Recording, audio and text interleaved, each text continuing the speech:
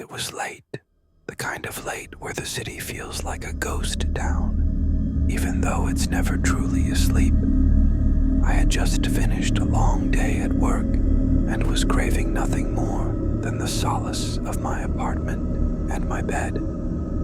The office building was eerily quiet, with only the hum of fluorescent lights accompanying my footsteps as I made my way to the elevator. I pressed the button, and the familiar ding echoed through the empty hallway.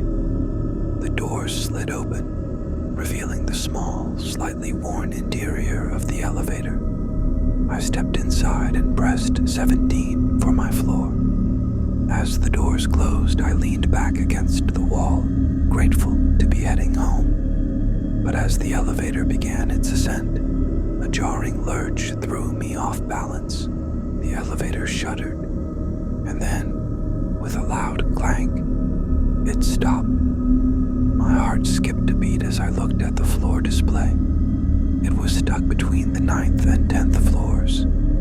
Great, I muttered under my breath. I pressed the emergency button, expecting to hear the calm voice of a technician on the other end. But there was only static. I tried my phone, no signal. The air felt thicker suddenly, and I found myself hyper-aware of the confined space. Trying to keep calm, I hit the button for the lobby, hoping to reset the system. That's when the lights flickered. The flickering light cast eerie shadows on the walls, and I could feel the chill creep up my spine. I chuckled nervously, convincing myself it was just a power issue.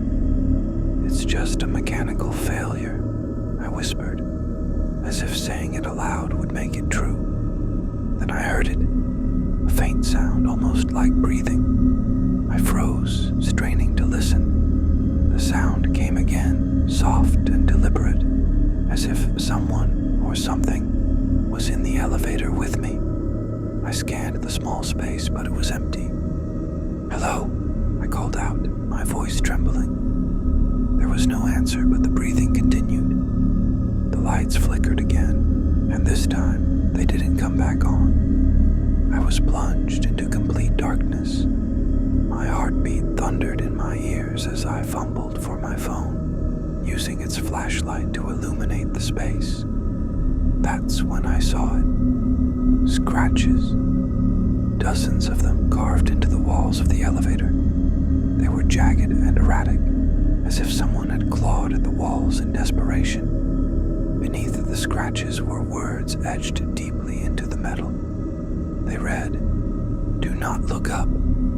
I felt a lump rise in my throat. The breathing grew louder, closer, against every instinct screaming at me to obey the warning. I slowly tilted my head upward. The flashlight beam revealed the ceiling hatch, slightly ajar. My breath caught as I saw a pair of pale, bony fingers gripping the edge of the hatch. The light from my phone trembled as my hand shook uncontrollably. Then, slowly, a face emerged. A gaunt, hollow-eyed face with the skin so tight it looked like it might tear. Its lips twisted into a grotesque smile, revealing jagged, uneven teeth. The creature hissed, its eyes locking onto mine. Panic surged through me as I slammed my hand against every button on the elevator panel, praying for it to move, to do anything to get me out of there. The creature's grin widened as it began to lower itself through the hatch, its body contorting unnaturally. The elevator jolted suddenly, and I fell to the floor, clutching my phone.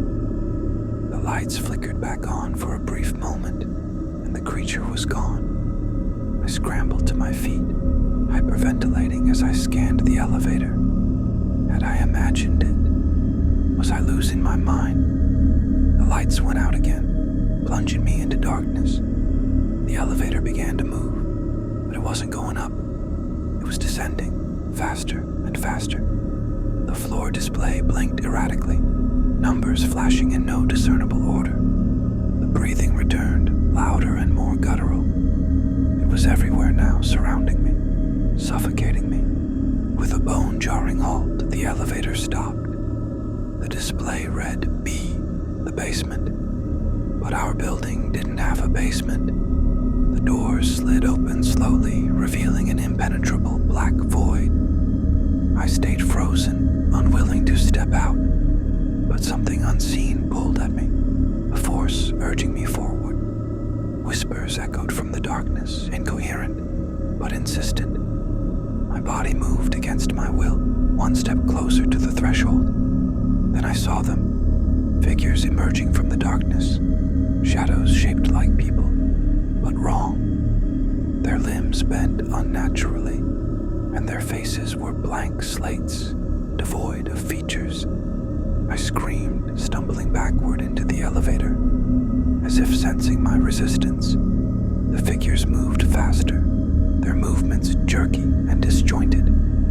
I slammed the close door button repeatedly, my fingers frantic. The doors closed just as the shadows reached me. The elevator lurched upward, the lights flickering violently. I collapsed against the wall, my heart racing, tears streaming down my face. The scratches on the wall seemed deeper now. The words, "Do not look up," glowing faintly in the dim light. The breathing faded, replaced by the familiar hum of the elevator. The elevator finally reached my floor, and the doors opened to reveal the brightly lit hallway of my apartment building. I stumbled out, turning back to look at the elevator. For a moment it looked normal, but just before the doors closed, I saw it, the gaunt face grinning at me from the ceiling edge, its eyes burning with malice. I ran to my apartment, slamming the door shut and locking it. For the rest of the night, I sat in my living room with every light on, jumping at every sound. The next day, I reported the incident to the building manager. He gave me a puzzled look and said, "That elevator's been out of service for weeks. We're still waiting for repairs." My blood ran cold.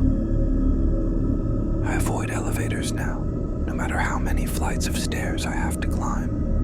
But sometimes, in the dead of night, I hear the faint ding of an elevator arriving, followed by the soft sound of breathing, and I know it's still waiting for me.